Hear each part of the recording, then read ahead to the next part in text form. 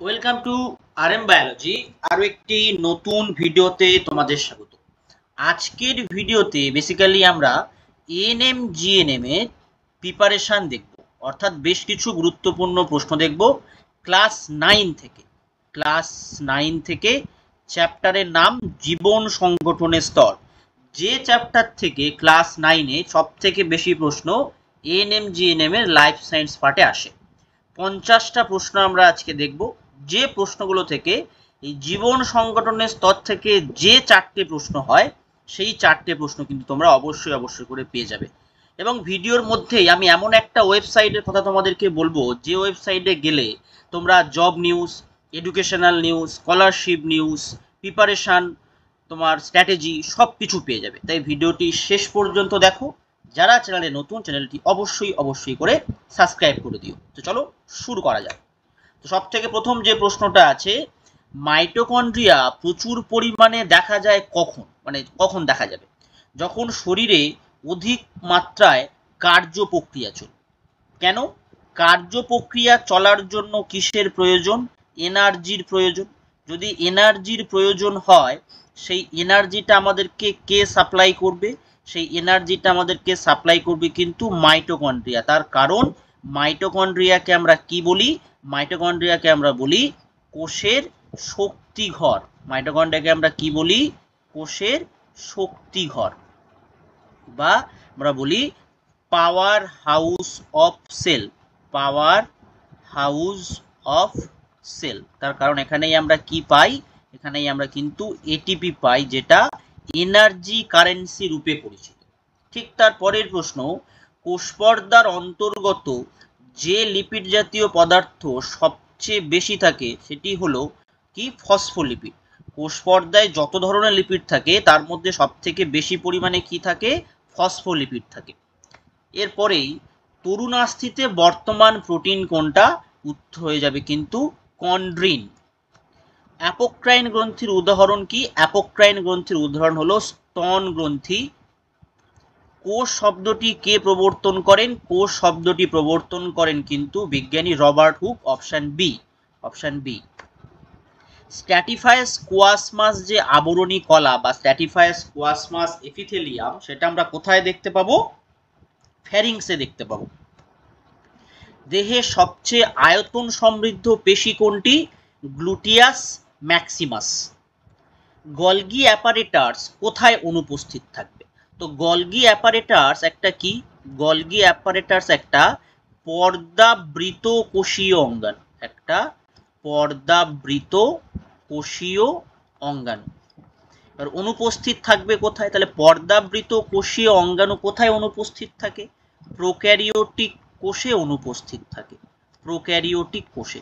তো এখানে দেখো প্রোক্যারিওটিক কোষ একমাত্র কোনটা আছে? নীলাভ সবুজ শৈবাল, ঠিক আছে, ব্লু গ্রিন অ্যালগি বা সায়ানো ব্যাকটেরিয়াও বলতে পারি। এটাকে আমরা সায়ানো ব্যাকটেরিয়াও বলতে পারি।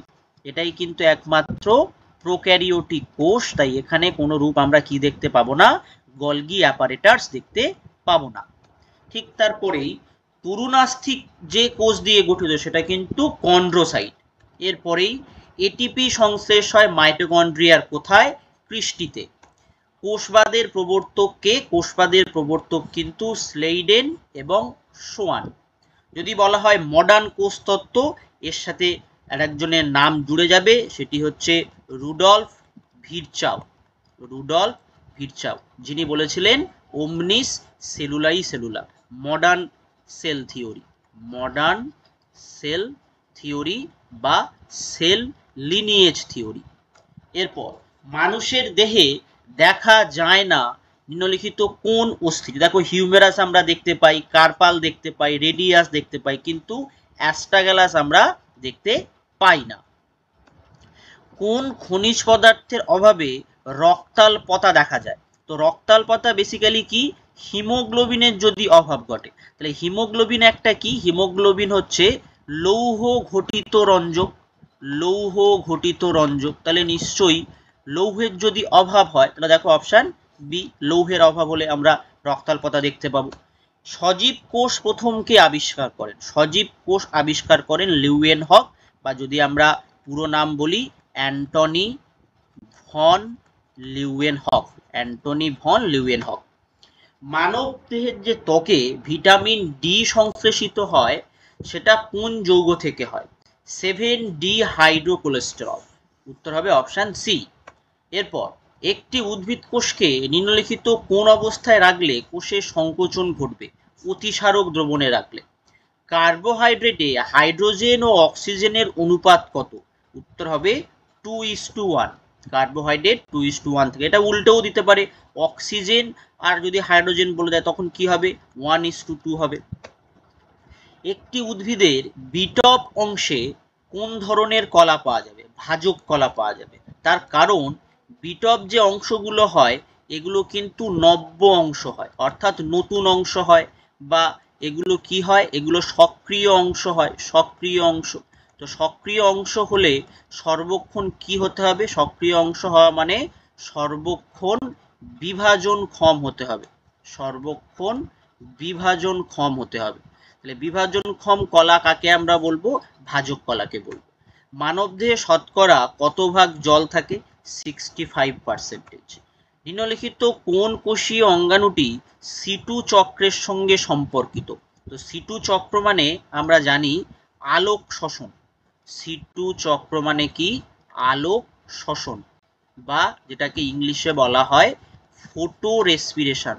ফটো রেসপিরেশন, ঠিক আছে।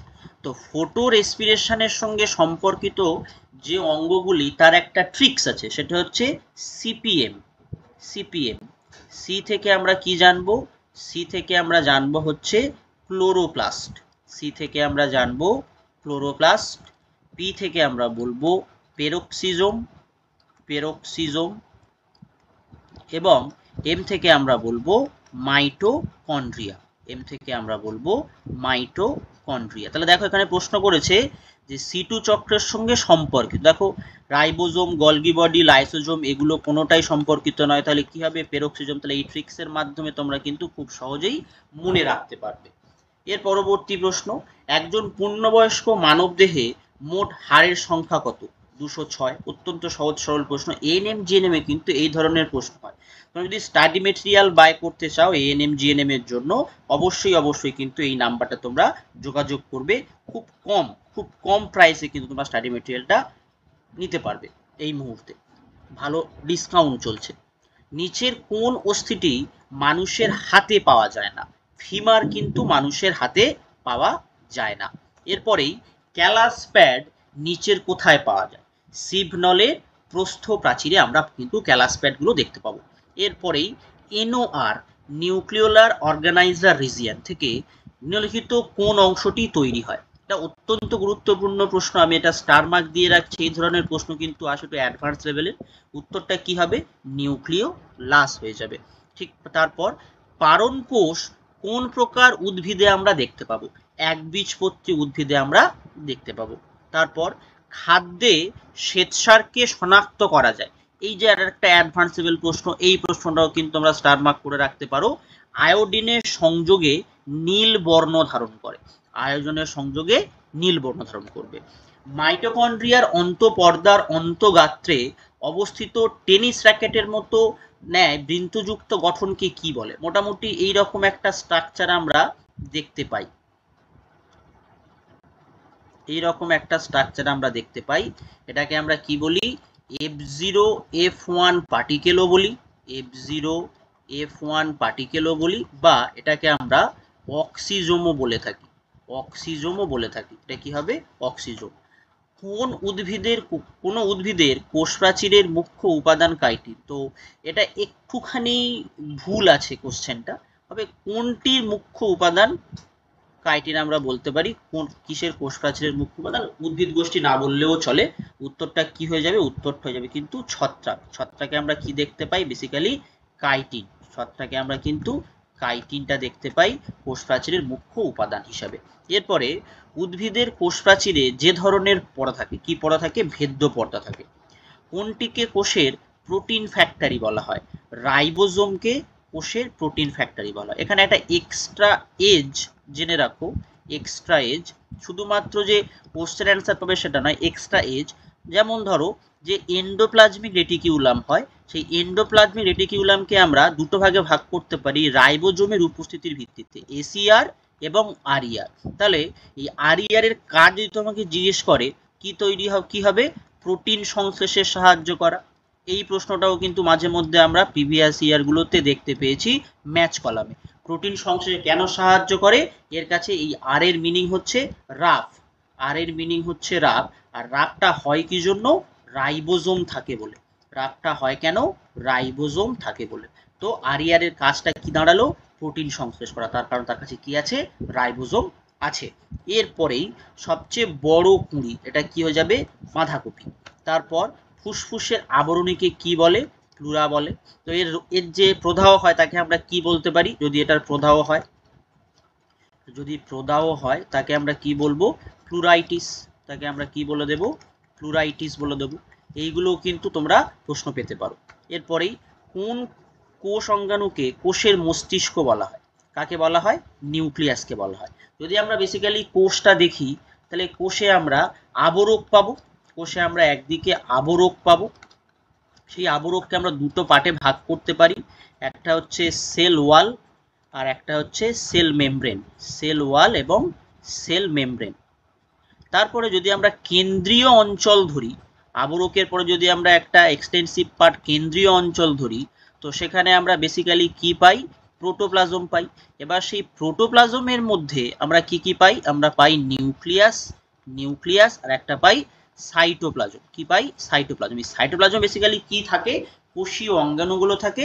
আর নিউক্লিয়াসের কাজটা বেসিক্যালি কি হয়, কোষের সমস্ত কাজকে নিয়ন্ত্রণ করা, বিপাকীয় কাজ হোক, সাইটোপ্লাজমের অঙ্গাণুগুলোর কাজ হোক, সমস্ত কিছুকে নিয়ন্ত্রণ করা কার কাজ, নিউক্লিয়াসের কাজ।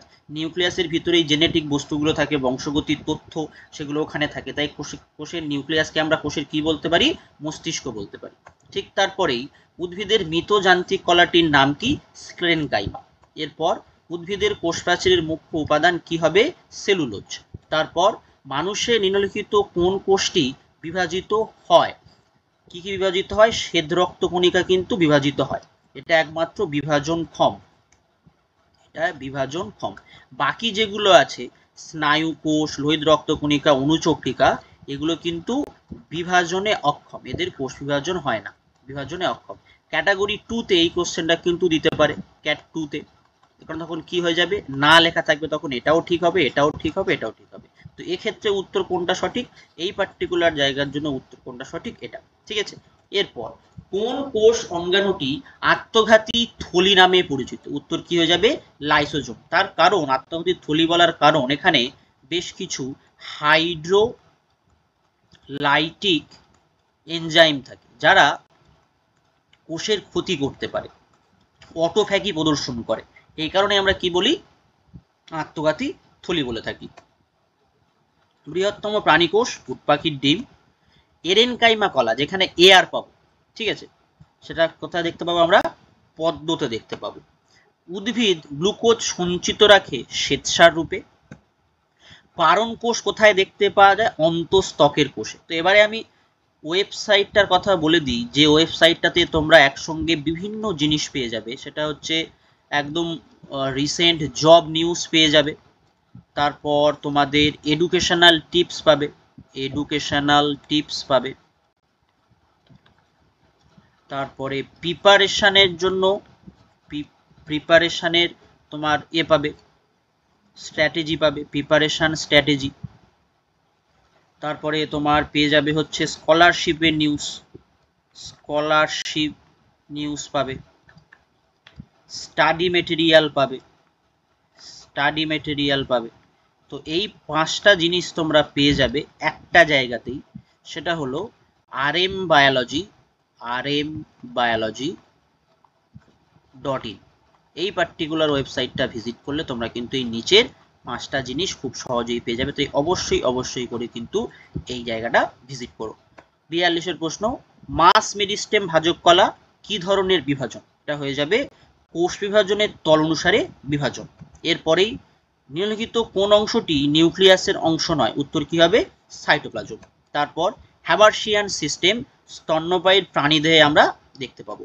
বর্জ্য পদার্থপূর্ণ প্যারেনকাইমাকে আমরা কি বলবো, ইডিওব্লাস্ট। ঠিক তারপর বর্ণহীন প্লাস্টিডকে আমরা কি বলবো? লিউকোপ্লাস্টিড। দেখো এখানে আমি বলে দিই, এই যে ক্লোরোপ্লাস্টিডটা এটা কিন্তু সবুজ বর্ণের হয়, ক্লোরোপ্লাস্টিড সবুজ বর্ণের। ক্রোমোপ্লাস্টিডটা সবুজ ব্যতীত অন্য কোনো কালার, সবুজ ছাড়া অন্য অন্য বর্ণ। আর এই পার্টিকুলার জায়গাটা কিন্তু বর্ণহীন। এটাকে আবার সঞ্চয়ের ভিত্তিতে ভাগ করা যায়, অ্যালাইওপ্লাস্ট, অ্যালিউনোপ্লাস্ট, এইভাবে কিন্তু আমরা ভাগ করতে পারি লিউকোপ্লাস্ট। এটা কিন্তু তোমরা অবশ্যই পড়ে রেখো। 47, ডিএনএতে যে নাইট্রোজেন বেসটা থাকে না সেটা ইউরাসিল।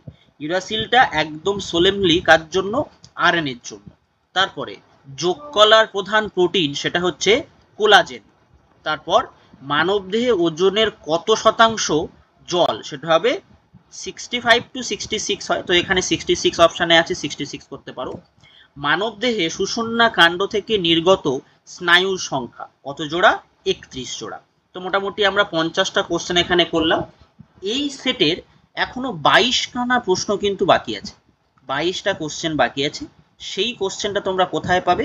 সেই কোশ্চেনটা তোমরা পাবে rmbiology.in, এই পার্টিকুলার ওয়েবসাইটটাতে পেয়ে যাবে। তাই অবশ্যই অবশ্যই এই ওয়েবসাইটটা ভিজিট করো। এএনএম-জিএনএম স্টাডি মেটেরিয়ালের জন্য এই নাম্বারে যোগাযোগ করতে পারো।